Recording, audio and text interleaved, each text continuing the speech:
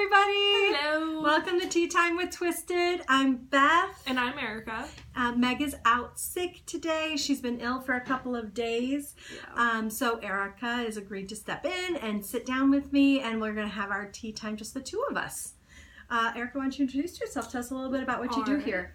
So, as of late, I have been the one to respond to majority of the emails, as some of you may know. I also prepare the yarn and get it into cakes for you guys, so that way when I get ready to ship it, it's ready to go when you get it and receive it. And you can start your projects and... Yeah, it's a last little check-in we've got before it goes out to you. So last bit of quality control, making sure the color's right, making sure there's no knots or tangles or anything. So it's beautiful when you get it and you get to get started right away. So thank you, Erica, for sitting in. Otherwise, I'd be out by myself. So we've got a ton of stuff going on today. And with Meg not here, I know in my newsletter I said that we would be in the mix lab going over some cool dye techniques and some things about mixing and why dye does what it does, but that's not me. I don't do that part of this job. So without Meg, we can't do that. But I promise the next time that we do a tea time, we will start in the mix lab, so you'll get a little bit of a behind the scenes kind of thing there. But I thought we'd start with club. Our club boxes just went out for shipment 2. For the Knitterary Club. The Knitterary Yarn Club, which is what we're calling it this time around. And the colors this time are pretty amazing. They're absolutely beautiful. Thought we'd give you a little sneak peek into the box itself and see what we've got for our month 2 people. They come with a colorway card, just like last month. That one is Enthralled. And this one is Bewitched. I'd say it's pretty bewitching. It is. It's pretty cool. Yeah. So they're similar but quite different when it comes down to it. Enthralled on the top is a brighter, more saturated, full of color. The one on the bottom also fully saturated, but more of a less teal and more true blue. Think it's a little more muted. Yeah, think Jane Austen period dress. Yes. As opposed to something a little bit more modern and full of more vibrant color. Kind of what I'm wearing now, but not that color at all. So everybody got a colorway card. If you were in the Trust Me Club, you got some special new yarn, which we'll talk about in a minute. We call it Zaftig, and we're testing it out for our club only. And are you guys caking some samples of it now for month 3? Absolutely. It's very soft. Yeah. It's very, very nice. It's a merino cashmere silk, but it's superwash, so that's pretty cool. Of course, I started to write down notes about it, but I left it on my phone, which is filming us, so we'll talk a little bit more about that anyway. If you're in the Trust Me Club, you got a pattern card. This is called Salt. It's 2-sided. There's a little download pattern on the back for those who got it, and it's a great project for the new yarn Zaftig.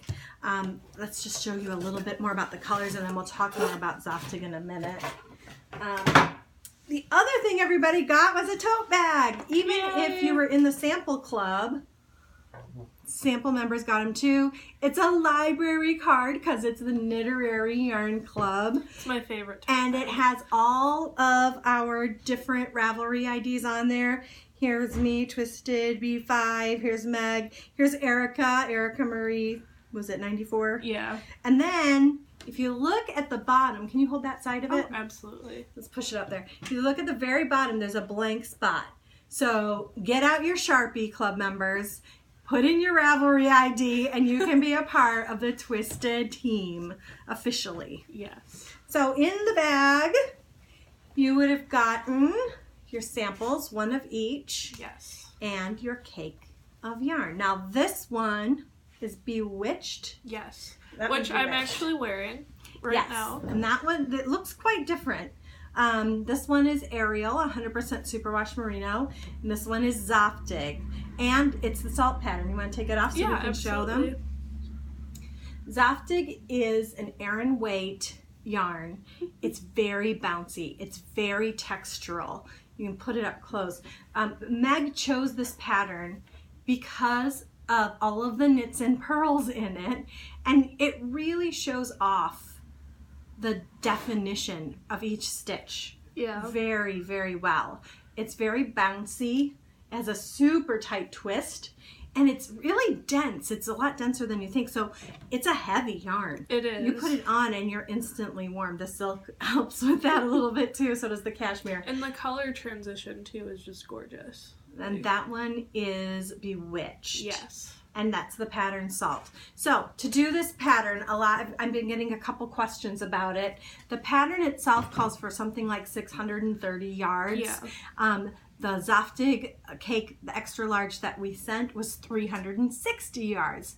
Seems like it shouldn't work. It totally does. Meg used a size 10 needle, cast on, knit exactly in pattern with no changes whatsoever until she got to the very end. And then she bound off when she ran out of yarn, and that's it. It's approximately the same size as what is pictured on the pattern card itself and in the pattern. Because it is a different gauge yarn, and because we use a different size needle, it worked out just beautifully. You may bind off before you get to the end of the pattern. Don't worry about it. She picked a pattern that's very repeatable, something that is easily adaptable, so you just keep going and you stop when you stop. If you have any questions and you're in our club and you're doing the Salt pattern, please reach out to me. I've spoken with the designer. She's willing to help whenever possible, and if we can answer any questions, we certainly will. Yes. Or Erica will. Please if you feel send free it to to send me an email. So goods@twistedfiberart.com. The two of us, between the three of us, between Erica and Meg and I, we'll get your question answered. You want to show the other colors here? Yeah, definitely. All right, so this is the rest of Bewitched. You can hold them up one at a time, especially the self-striping. It's interesting to see next to each other. Yes, which we'll start with. So the self-striping, get it right up close. It's really, really nice, I think. It's one of my favorites. It's really soft looking. It is it's very not very soft. stripy. I mean, it's very stripy, but it's very it flows very gradually from one color to the next. So that's gorgeous. And then that's Bewitched, and this is Enthralled. Much more vibrant. Yes. Much more saturated and pop of color, which makes sense. It's the Pop Fiction colorway. The colors are almost candy. Yes, definitely. That's a good way to describe it, I'd say. So those are the two colors this month for this shipment. You can put your shawl back on if you want. I'd love to. Just gonna leave those. All right, so that's the club. Size 10 needle, Salt pattern, Zoftig extra large. Just keep knitting. Club members, you're gonna get a sample next month. And really, post-club is what determines whether or not one of these new bases comes into our regular lineup. Yes. So it does the same kind of thing as the colorways. That's how we gauge if in a year or so, once we've gone past that benchmark, whether or not they can come back again into our regular lineup. Same goes with the base or the yarn itself. But we don't have the restriction of waiting a year for that. So if everybody seems to like Zoftig, fingers crossed, because it's my absolute new favorite. Yes. I have a shawl I made in it just for testing when we were trying it out. I wear it almost every day. Today I decided to wear my shrug, but I've been wearing it since it came off my needles almost daily. It just is just such an awesome, bouncy, heavy base, and with Michigan weather, you never know. Yeah, we need it. So just give us feedback. Yeah, we really want to know. All the feedback that we can get would be extremely helpful. Cool. We've got some sales coming up. We've got free shipping starting December on Friday. No, for Black Friday. So free shipping and double points starts Friday through Cyber Monday. Mm-hmm. And then, our model sale is in December. Yep, December 8th. I know what the other thing is. We've got grab bags. Yes. Last year, you guys went nutso for the grab bags. So we thought we might as well do them again. We've got a lot of stuff that we can put in them. Each bag is worth double the value of the cost. So if it costs $25, you're sure to get at least $50 worth of merchandise, yarn included, and other goodies, whatever we can find that you think you might like in the bag. Yes. And it goes up from there, from small, medium, large to treat yourself.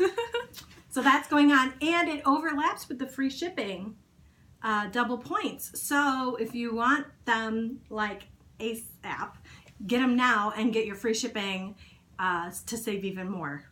Okay, moving on. Our model sale, that's what started this whole conversation. We never ever sell models, but we're going to this time. We're going to do it as a Facebook album sale. Is that what it's called? Yeah. Facebook album sale. So there'll be an album with all the pictures of each. Right, just like we do with model. the yarn. Yes. And then you'll comment on the photo, and you comment sold and yes, you say sold, and then else. you put your email, so that way we're able to reach out to you, so we can get that shipped. Right, and if you've bought from us before, chances are we have your address, and that's not going to be an issue. Yeah. But if it's the first time that you're buying from us, or maybe the first time in the Facebook sale, you may see that we will contact you to get your shipping information. Yeah. But those will go out quickly.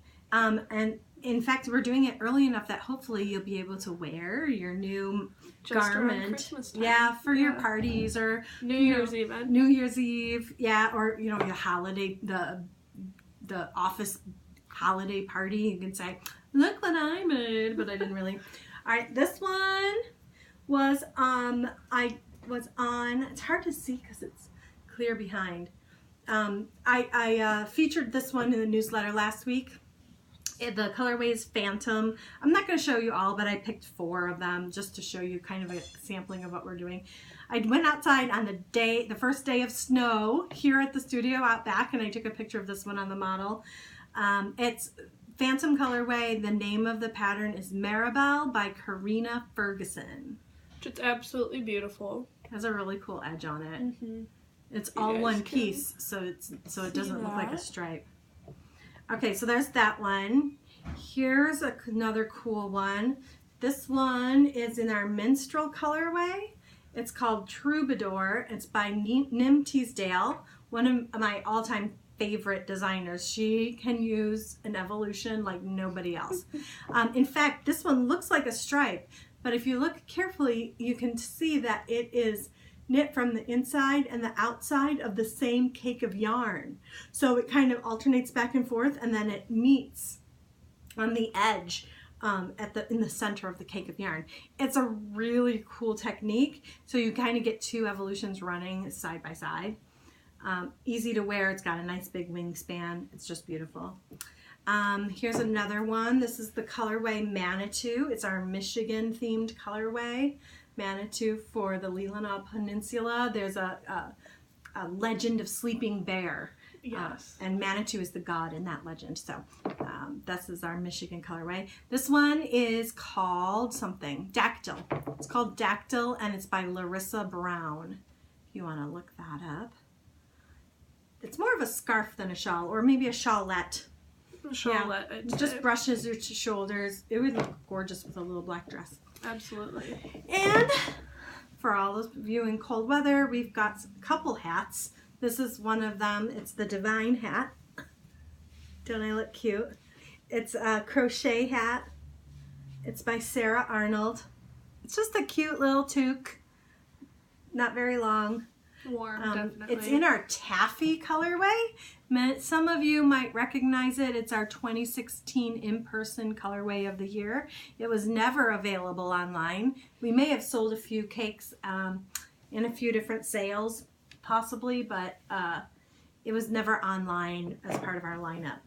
So that's kind of special. And we do have a couple hats as well. So that's just kind of an idea. Some of the things we have, I don't know, there's probably about 15 or 20 items. So not a real ton of them, but just ones that we know that we're not going to continue to support at shows. Or maybe we are going to support them, but we're having new models made because they've been to a number of shows, so they're kind of ready to be. There's nothing wrong with them. If there are, we'll mention it in the notes. But I just looked through them all, and I didn't see any snags or tears or rips or broken yarn. In fact, some of them might not even have the ends fully woven in because we just tack them back behind the models at the show when we try to get them up there fast. So that... I'm sorry I didn't write down the date, but I think it's December 8th. Yep, December 8th at 3 p.m. 3 p.m. Eastern, noon Pacific. Yes. That seems to be working for us. It's easy for me to remember, 3 p.m. Eastern, noon Pacific. So that's what I think when we're going to do most of our things. That's when this is going to air today. And we try to do our sales on a Saturday to accommodate so that nobody's at work or anything. When it's going on. Oh, we will do a longer preview for that. Usually we do about a half an hour preview for the cakes of yarn. We're going to do a longer one, maybe a couple hours, so that people can really take a look at them and see if that's one that they want. Just have your lists ready. I anticipate them all going within minutes. Definitely. So be there. Be there on the nose. Ready to go, know which ones you want, and it's going to be fierce competition, so no backsies. Once you got it, it's yours. Yes. What else do we have to talk about? Oh, well, the last thing we had, I decided to ask a question on Ravelry and put up a little, I don't know, what do they call it, a thread? Yeah, to say, hey, if you got any questions for Tea Time with Twisted, let us know. Well, most of them, I can't answer. They're all Meg questions. Meg is the dyer. She's the genius. She's the color guru. I handle the business side of things. I'm great at selling yarn. I have fun knitting. I love participating in our community, but I am not a dyer. I do, however, know a little bit about how color works on the different bases we carry. So McFrazzled, hi McFrazzled. McFrazzled asked the question about comparisons, how different colorways look on different bases and why. I'll get to the how. I can touch on the why, and I can fill in any details next time if I miss anything. So let's see, I've got a couple here. Let's start with Le Cirque. Le Cirque is a black to gray scale yarn. You want to show the big one, giant one? So this is our Bounty. As you can see, it's definitely saturated. And fully the color, saturated. So vibrant color. Even though it's black, it's very charcoal and silver and very saturated. This is the same. This is Ariel. Same base. Smaller gauge. You want to put that next to it? Yeah. You can see they're very similar in color in the way that they take the dye. 100% superwash merino light fingering, 100% superwash merino bulky. Now, I'm going to you hold this one and I'll hold this one. Ariel. And this is that's Muse. This one is definitely a lot lighter. It's not as saturated. Way lighter. So Muse is a 50-50 silk merino. It's also non-superwash. So superwash, that treatment puts some chemicals into the yarn to make them color fast, or the color stays better in the yarn. Yeah. This doesn't have that chemical process, that treatment in the milling process, so it doesn't show quite as vibrantly as an Ariel does. Also, silk does not like dye. It doesn't, merino sucks it up like a straw, and silk doesn't. I talked to Fawn, she's one of our dyers, and I asked her to explain it a little bit further, and she said, you never really can tell how the dye is going to take on each base until you put it on. One of the things that Ariel does is that Muse does not, is that it sucks it up wherever you put the dye. So if you put a little splotch of dye on Ariel, it's going to just stick right where it is. If you put the same splotch on Muse, it kind of wicks out. So it kind of spreads out gradually and saturates in a more smooth or even tone way, where Ariel, you have to use more dye. You have to fully saturate the whole thing with dye in order for it to take color in all of the different places, because it just stays put. It doesn't want to spread. So getting a very nice transition on, say, Ariel is a little harder. It takes a little longer. The process is more involved. It takes a lot more manpower, more hands-on time, woman power, to get a really nice evolution, gradual change in color without it being stripy on Ariel than it does on Muse. But Muse has other downfalls because it spreads.